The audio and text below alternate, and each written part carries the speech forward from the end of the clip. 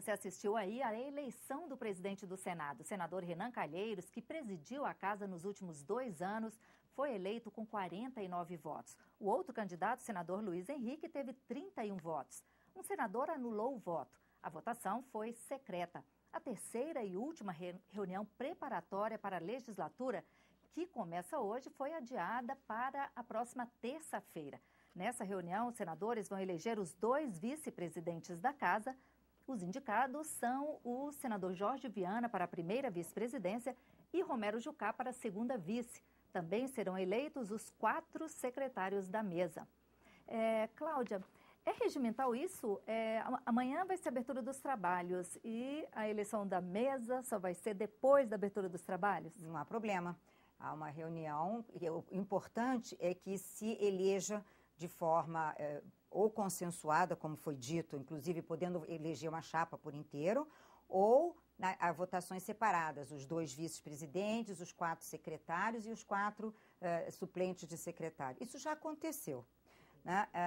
Em 2011, né, que foi a terceira reunião preparatória, levou 3 dias, porque não havia consenso para a eleição de todos. Então, se elegeu uma parte dos membros da mesa, depois mais outra, e no terceiro dia se completou. Isso não há nenhum problema, não, né? O importante foi que o presidente da casa foi eleito, é ele quem vai presidir a sessão de abertura dos trabalhos amanhã, né? E com certeza nem uma casa nem a outra e o Congresso Nacional vão paralisar por causa disso. E essa eleição da terça-feira, ela pode ser a eleição por cargo e pode ser também por chapa? Se tiver consenso de todos, né, os cargos, ou quão mais, né, tiver consenso de ter um candidato só e ele ser consensual, pode fazer tudo pelo painel numa chapa só. E deixar para votar em cédula ou, enfim, se não tiver consenso, provavelmente terá mais do que um candidato, em cédula aqueles cargos que, enfim, não puderem ser votados como uma chapa por inteiro, né? Agora, tem essa regra da proporcionalidade, mas quase sempre existe uma confusão aí. A proporcionalidade é do partido, é do bloco? Sempre dá uma certa confusão com isso? Apesar da Constituição falar que pode ser partidos ou blocos, o que o Senado tem utilizado há muito tempo é o que nós chamamos de proporcionalidade pura, ou seja, puramente partidário, para que se tenha a correlação de forças dentro da mesa e também nas presidências e vice-presidências das comissões. É assim que tem sido há algum tempo. Ok, Cláudia, a gente volta a conversar, porque agora eu vou chamar a repórter Mariana Abreu, que está no túnel do tempo. Mariana. De novo, a gente fala agora com o senador Edson Lobão sobre o resultado para a presidência do Senado. Senador, você acha que tem alguma diferença com esse resultado? Muda sendo Renan Calheiros ou Luiz Henrique? Não muda. O Senado Federal tem uma linha, tem orientação e vai cumprir, já está cumprindo, que é o do cumprimento constitucional dos seus deveres. Creio que tanto o senador Renan Calheiros, que se reelegeu brilhantemente, quanto o senador Luiz Henrique, cumpriria uma pauta democrática de preservação das liberdades e da harmonia entre os poderes. Portanto, eu estou no convencimento de que não haverá alteração com a recondução do senador Renan Calheiros. Existe um consenso, então, entre os senadores, apesar de serem de partidos diferentes, de que tem uma pauta comum pela qual o Senado tem que lutar? Existe, todos estão ansiando por isso. Vamos continuar trabalhando intensamente, votando os projetos que estão submetidos ao crivo do Senado Federal e dando ao Poder Executivo e ao Poder Judiciário a solidariedade do Poder Legislativo. A reforma política é um primeiro item em pauta, na opinião do senhor? Isso é fundamental nos dias atuais, mas é preciso chamar a atenção para o fato de que o Senado já votou a reforma política há 10 anos, que é uma reforma profunda, modernizante, avançada, e está submetida ao exame da Câmara dos Deputados. Oxalá a Câmara possa agora aprovar o projeto que recebeu do Senado Federal. Senador, muito obrigada pela entrevista e bom trabalho nessa nova legislatura. Obrigado. Voltamos ao estúdio. Obrigada, Mariana. E a gente vai chamar agora a Tânia Horma no Salão Azul. Tânia? Bom, nós voltamos aqui do link do Salão Azul, agora com o senador, vice-presidente do Senado, o senador Jorge Viana, comentando já esse início, essas sessões preparatórias, essa 55ª legislatura começa assim, emocionante no mínimo, né, senador? Disputa acirrada pela presidência do Senado. Aqui é uma casa onde a gente vive plenamente a democracia e a eleição é parte essencial da democracia. Mas agora a eleição é página virada. Nós agora temos muito trabalho pela frente essa semana, porque a eleição dos outros membros da nova mesa diretora ficou para a próxima terça-feira, uma sessão deliberativa. Vamos eleger a primeira vice-presidência, a segunda, as secretarias e suplências. E também, imediatamente, com a indicação dos líderes, vamos começar na proporcionalidade preencher a presidência das comissões. Então é uma semana importante, porque o quanto antes terminarmos esse processo de eleições, que são muitas eleições que nós vamos fazer essa semana, para que o trabalho possa começar o quanto antes aqui no Senado Federal, né? Tem uma pauta extensa, o ano passado foi um ano difícil, um ano com eleições gerais, e esse ano certamente nós vamos conseguir produzir bastante. Ano desafiador, né, senador? Porque começamos aí com déficit nas contas públicas, problema de energia elétrica, problema de abastecimento de água, temos ainda expectativas com relação à Operação Lava Jato, reforma política, papel do Senado Federal esse ano vai ser determinante, né? Eu diria que com essa conquista nossa que é a democracia, quando nós temos tantos temas assim colocados no país, que exige posicionamento, que são parte hoje dos argumentos de quem é da base do governo e de quem é da oposição, nós vamos ter um ano com muito debate, né? Temos aqui uma renovação no Senado com a chegada de senadores também experientes, ex-senadores, ex-governadores, uma renovação de 1/3 do Senado, mas eu diria que de fato o país hoje tem um grande debate para fazer sobre economia, também sobre questões seríssimas como a escassez de água potável na região mais populosa do país, onde vivem 25% da população, onde nós temos mais de 70% do PIB brasileiro, enfrenta um problema de escassez de água.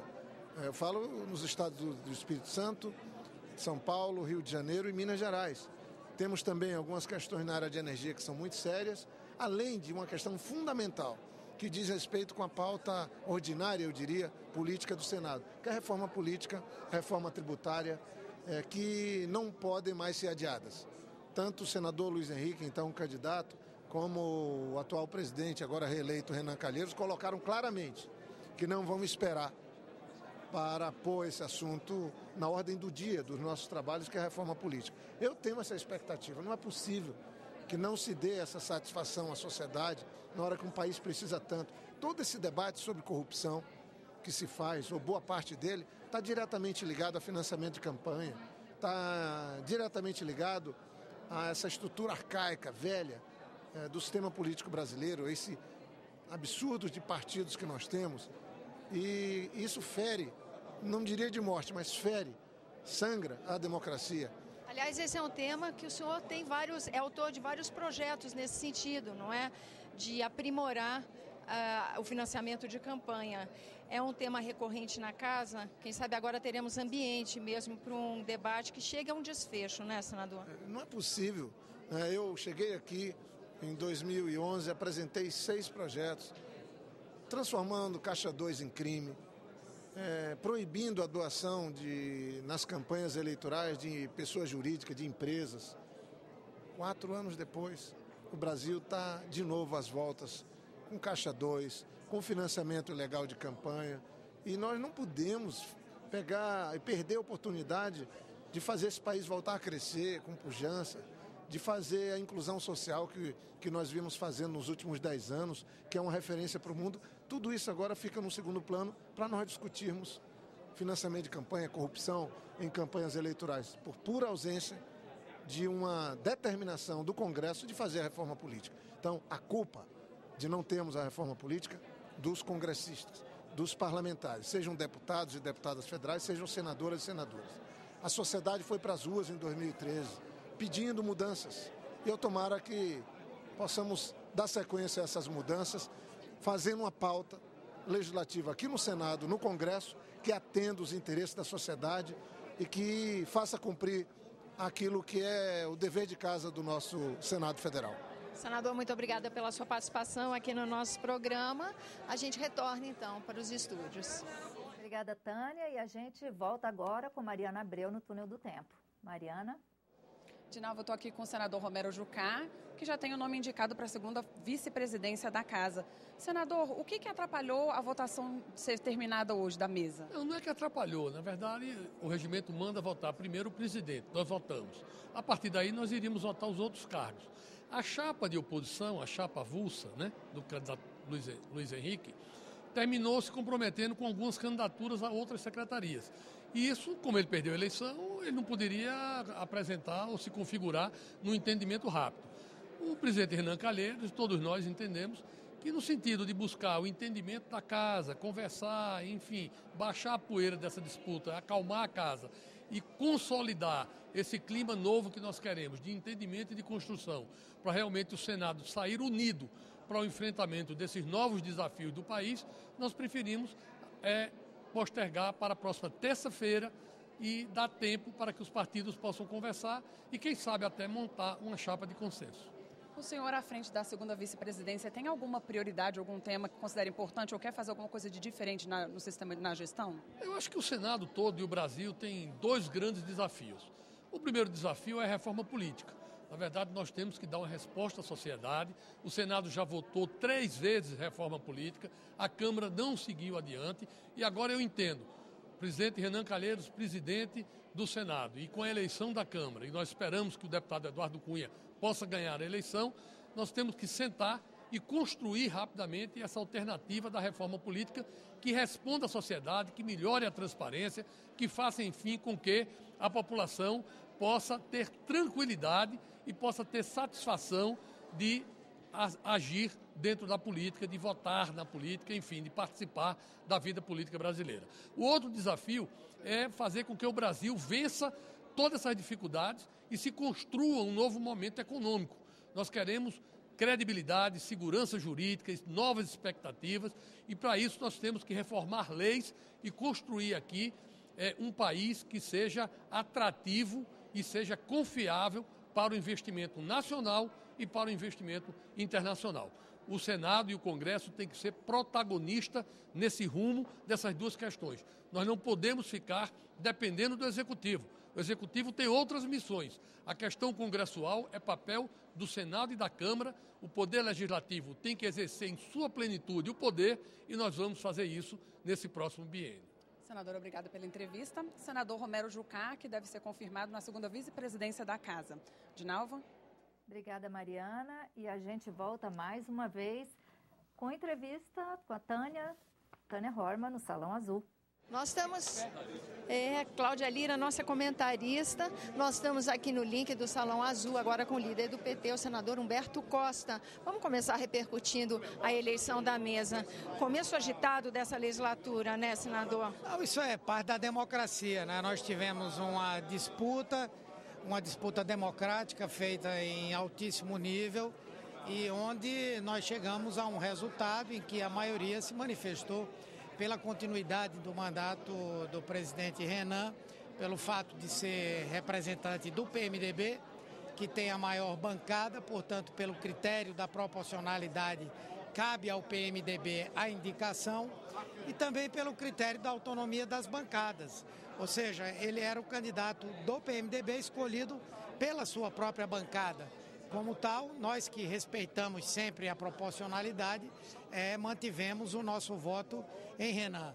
Naturalmente que se o candidato do PMDB, oficializado pela bancada, fosse o senador Luiz Henrique, nós votaríamos por ele. Aliás, um senador que todos nós respeitamos. E a nossa expectativa é que, passado esse momento, o Congresso possa cumprir o seu papel de discutir e votar matérias importantes para o país. Aliás, falando em matérias importantes, depois de reunião ministerial, a presidenta Dilma já acenou com um leque de questões que vão ser debatidas aqui, não é? Referentes, por exemplo, a direitos trabalhistas, INSS, nós temos também questão do déficit fiscal. Como é que o senhor está vendo? O que é mais desafiador nesse início de 2015? Bem, naturalmente que a busca pelo ajuste fiscal, que inclusive vai se fazer por intermédio, está se fazendo por intermédio de várias medidas provisórias que passam aqui pelo Congresso Nacional, vai trazer um debate intenso aqui para o Senado e também para a Câmara dos Deputados. Mas há outros pontos de pauta que, independentemente de terem a ver com ajuste fiscal, equilíbrio econômico, vão tomar a discussão. Por exemplo, a reforma política, a questão da reforma tributária, né, e outros temas relevantes também que nós já começamos a discutir. A reforma tributária pode sinalizar um aprimoramento desse pacto federativo que também vem sendo questionado? Sim, sim. Nós, inclusive, ao longo desses últimos 4 anos, avançamos bastante no Congresso Nacional e temos já algumas matérias a ponto de serem votadas. Entre elas, a questão da validação dos incentivos fiscais de diversos estados brasileiros no que diz respeito ao ICMS e também o debate sobre uma nova legislação para o ICMS. Eu creio que essas duas matérias devem ser trabalhadas e votadas em conjunto e, por si sós, elas já representarão uma etapa importante da reforma tributária. Quanto à reforma política, o senhor acha que acontece esse semestre? Olha, tem que acontecer. Acho que todo mundo está consciente de que o momento que vivemos no Brasil é um momento crítico. A nossa legislação eleitoral está totalmente defasada. Nós precisamos debater temas como o financiamento das campanhas eleitorais, que terminam sendo origem de inúmeros problemas e escândalos em todo o Brasil. Temos que discutir também o tema da fidelidade partidária e outras questões relevantes também que não podem mais esperar. Não podem mais esperar, inclusive, pela realização da próxima eleição, que será em 2016. Senador, para finalizar, no início do outro governo da presidenta Dilma, a gente viu um esforço da casa em produzir uma reforma política. No entanto, a comunicação entre as duas casas foi um dos impeditivos para que ela andasse. Há alguma articulação? Pensa-se agora numa estratégia que dê uma harmonizada na tramitação desse tipo de matéria entre Senado e Câmara? Esperamos que sim, não é? Lamentavelmente, de fato, a Câmara tem sido um fator de nós não termos conseguido avançar em várias coisas que já discutimos aqui. Mas esperamos que, diante do clamor da sociedade hoje, que quer mudanças, especialmente nesse tema do financiamento das campanhas eleitorais, eu creio que essa pressão pode fazer com que o Congresso Nacional, Senado e Câmara façam essa discussão a sério e de forma rápida. Senador, obrigada pela sua participação aqui no nosso programa. Nós voltamos para os estúdios. Obrigada, Tânia. Então, Cláudia, na Câmara começou aí às 6 da tarde. Lá, com certeza, é uma negociação bem mais difícil, né? A pulverização de partidos muito grande. Exatamente. São 4 candidatos. Se nenhum deles tiver 257 votos, que é a maioria absoluta, haverá um segundo turno, né? E lá eles fazem, numa reunião só, a eleição de todos, só que se apura primeiro o presidente para depois fazer a apuração dos demais membros, né? Mas com certeza 513, haver um entendimento com 513 o número já diz, né? É mais trabalhoso, é mais complexo, né? Agora, aqui no Senado, até terça-feira, muita negociação para a mesa. Você acha que existe alguma possibilidade de uma mulher com uma posição de destaque nessa mesa? Eu vejo como absolutamente importante, porque se a proporcionalidade é tanto, mesmo que seja tanto quanto possível, nós temos uma proporcionalidade da bancada feminina. Então, de toda forma, já tivemos aqui a senadora Marta Suplicy como primeira vice-presidente, como tivemos também na Câmara dos Deputados a hoje senadora Rose de Freitas, também que ocupou a primeira vice-presidência lá, né? Então, eu vejo de todo relevante que haja uma participação, uma ou mais participações femininas na mesa. Quer dizer, mas é raro isso? A senadora Marta foi uma das primeiras na mesa aqui do Senado? Nós tivemos a senadora Séries Lessarenco também, como, né? Enfim, tivemos outras, mas assim, com um cargo mais relevante, né? Foram as duas, né? Aqui no Senado, a senadora Marta. Agora, tem essa negociação para a eleição da mesa e depois disso começa uma outra negociação também, que é a de indicação, as indicações para a presidência, para as presidências das comissões. Não é presidências e vice-presidências que também vão atender à proporcionalidade pura, aquela proporcionalidade só dos partidos, tanto quanto possível, que nós sabemos, né, que se eventualmente houver numa comissão que seria destinada a um determinado partido, se houver uma outra candidatura concorrente, isso pode também acontecer, como já aconteceu. E o outro candidato, inclusive, ganhou. Né? Por isso, e repito, tanto quanto possível é o termo absolutamente sábio da Constituição. Quer dizer, mas essa é uma negociação que ela pode demorar. Já, sim, pode ser rápido ou pode demorar. Nós já tivemos ano em que levamos um mês. Um mês para escolher o presidente. Para escolher para todos. Então, vou te interromper um pouquinho. A gente vai chamar agora a Tânia Horman no Salão Azul. Tânia, com você. Olha só, nós estamos aqui de novo no link do Salão Azul, agora conversando com o senador Cássio Cunha Lima. Senador, obrigada pela sua presença aqui no nosso programa. Expectativas para 2015. É um tema que qualquer analista olhando para 2015, seja da área política, econômica, vê dificuldades e desafios. Como é que fica a oposição esse ano? Como é que o senhor está vendo essa agenda de 2015? Olha, o país vive um momento muito grave. A crise é extremamente preocupante e o PSDB tem um papel de muita importância como o principal partido da oposição brasileira e com a responsabilidade dos milhões de votos que o senador Aécio obteve. Temos, em primeiro lugar, uma bancada extremamente qualificada, que melhora ainda mais com a chegada de Zé Serra, de Tasso Gereissati, de Antônio Anastasia, a manutenção de senadores como Aloysio Nunes, Álvaro Dias. E tenho a honra de ser agora o líder do PSDB e a agenda do PSDB será a agenda do Brasil.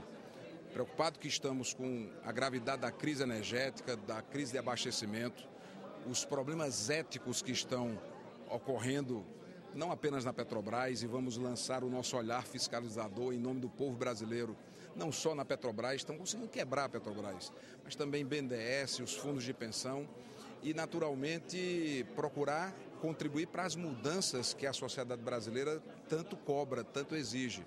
Há um sentimento de profunda frustração no seio do povo brasileiro, porque tudo aquilo que foi dito na campanha eleitoral, e não faz muito tempo que a campanha se encerrou, está sendo feito ao contrário pela presidente Dilma.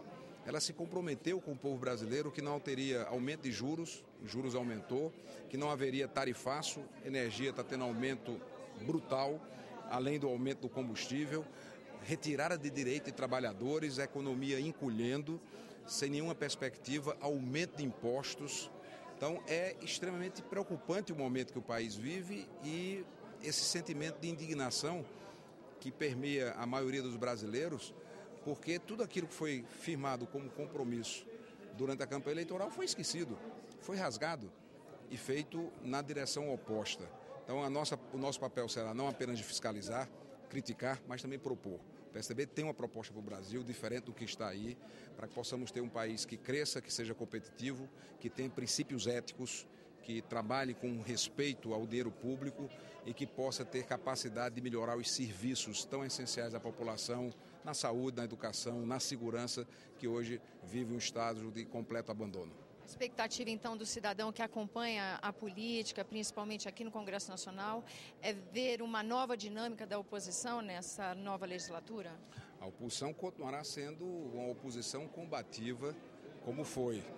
O grau de combatividade será ainda maior, porque tivemos, inclusive, uma melhora qualitativa na nossa bancada com esses nomes que falei apenas do PSDB, fora outros partidos da oposição que também melhoram qualitativamente de forma indiscutível. Então, o povo brasileiro, a sociedade pode ter certeza que estaremos atentos, estaremos vigilantes de forma altiva, de forma brava, trabalhando em nome da nossa sociedade, do nosso povo, para que mudanças ocorram no Brasil o quanto antes. A expectativa de reforma política ainda nesse primeiro semestre?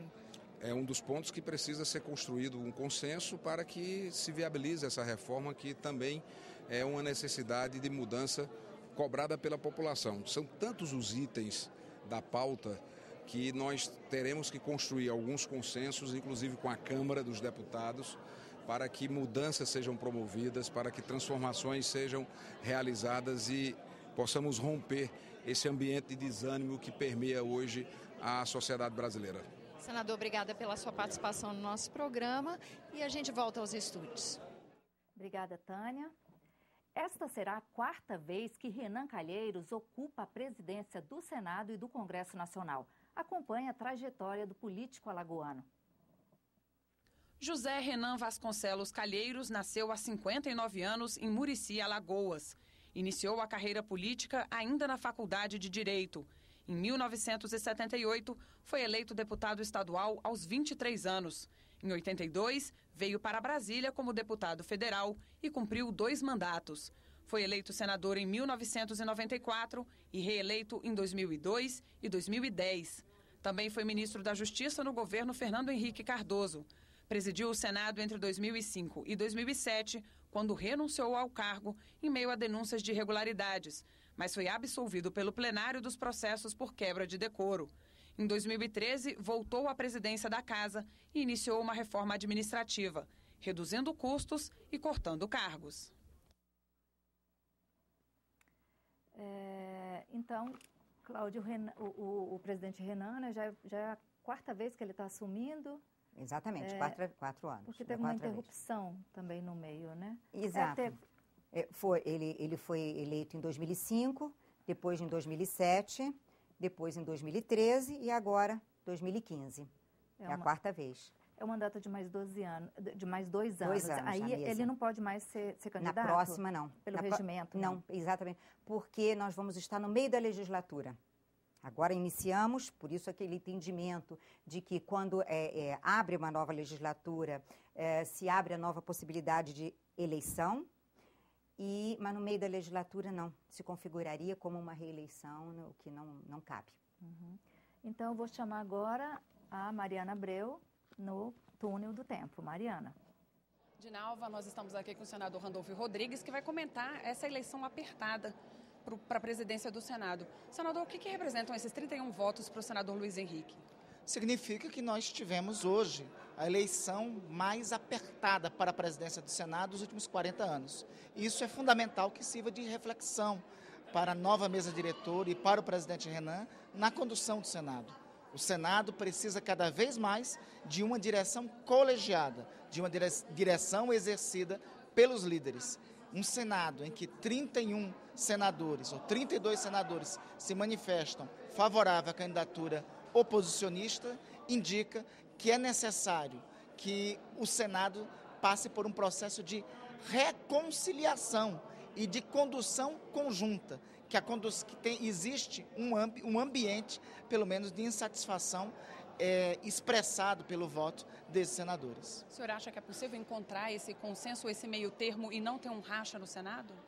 Eu acho que é necessário. O Senado é parlamento. O parlamento é, por excelência, a casa da pluralidade. Como casa da pluralidade, é fundamental ter divergência e na casa da pluralidade, no parlamento, se respeitam as posições das minorias. Eu espero que o Senado se comporte assim. Obviamente, a maioria votando, exercendo seu poder, mas também se respeitando os direitos de minoria, o direito que a minoria tem que exercer aqui no Senado. Eu acho, em especial, este o recado que foi dado na votação desta tarde. Para essa nova legislatura, qual que é a expectativa do senhor com relação aos desafios que o Congresso vai ter que enfrentar? Sem dúvida alguma, a reforma política. A reforma política é a mãe de todas as reformas e não pode ser da boca para fora. Você pode ver que foi expressão das 2 candidaturas que disputaram a presidência do Senado nesta tarde. Não podemos continuar no Brasil com o atual sistema de financiamento de campanha como ele existe. Se nós continuarmos, nós vamos ter outros escândalos políticos, como este escândalo que está para ser denunciado pelo Ministério Público Federal, que é o escândalo da Operação Lava Jato, e outras desse tipo. Enfim, realizar a reforma política, começando ela pelo fim do financiamento privado de campanha. Senador, muito obrigada pela entrevista e bom trabalho. Nós conversamos com o senador Randolfo Rodrigues. Dinalva. Obrigada, Mariana. E a gente vai chamar de novo a repórter Tânia Horman no Salão Azul. Nós voltamos aqui do link do Salão Azul para conversar com o senador Hélio José. Ele é o senador suplente do então senador Rodrigo Hollenberg, que agora ocupa o governo do Distrito Federal. Obrigada pela sua participação aqui no nosso programa, senador. A gente conversava antes de começar a gravação nos desafios. Um senador representa uma unidade federativa. Então, o senador trabalha pensando no Distrito Federal. O país inteiro tem acompanhado a crise no governo do Distrito Federal. E, a partir dessa perspectiva, como é que isso se reflete no seu trabalho, senador? Olha, Tânia, realmente aqui em Brasília tem que conciliar o nosso trabalho parlamentar aqui no Senado com o trabalho de ajudar Brasília a sair da crise. Feito isso, a gente tem procurado conversar com vários ministros. Eu mesmo, nesses primeiros 30 dias, já conversamos com 7 ministros de Estado para colaborar em busca de recursos para Brasília, para superar essa crise importante que está passando a saúde, a educação e também os demais servidores do GDF, que muitos não tiveram seus contratos ainda liquidados. Então, a sua atuação aqui tem esse foco também. Temos aí o ano de 2015, um ano de desafios, não é? Abastecimento de água, energia elétrica, déficit fiscal, problemas com a Lava Jato. São pelo menos 4 itens recorrentes em qualquer conversa quando se fala de política nos dias de hoje. Como é que o senhor está vendo a atuação do Senado nesse momento? Olha, o Senado hoje começou já com o pé direito, quando fez uma lição de democracia, numa disputa tranquila entre 2 candidatos a presidente, definiu-se pela maioria, pela permanência do senador Renan Calheiros à frente da presidência do Congresso Nacional e do Senado. Foi um processo muito bom. Olha, será totalmente possível conciliar e também discutir esses temas tão importantes para o Brasil, porque não tem como fugir. Temas igual você falou, a questão da energia elétrica, por exemplo.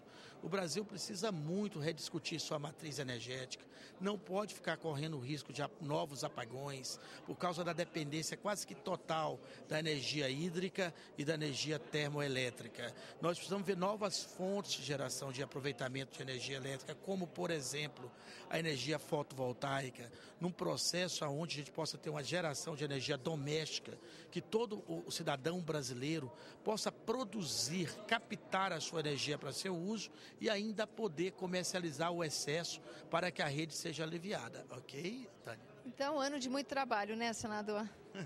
Com certeza será um ano de muito trabalho.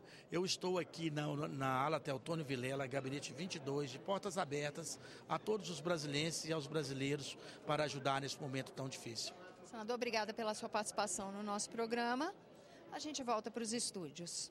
Obrigada, Tânia. Uma curiosidade, eu estava conversando com a Cláudia e ela lembrou que em 2009, voltando à eleição do presidente Renan, ela estava lembrando que em 2009, na eleição para presidente do Senado, o senador José Sarney obteve 49 votos e o senador Tião Viana, 32. Quer dizer, um resultado muito parecido com o resultado de hoje, a não ser por esse voto nulo. Que a gente não sabe para quem ele iria. Exatamente. Mas é bem semelhante mesmo, né? Isso significa o quê, Cláudia? Significa que as forças políticas não mudaram muito.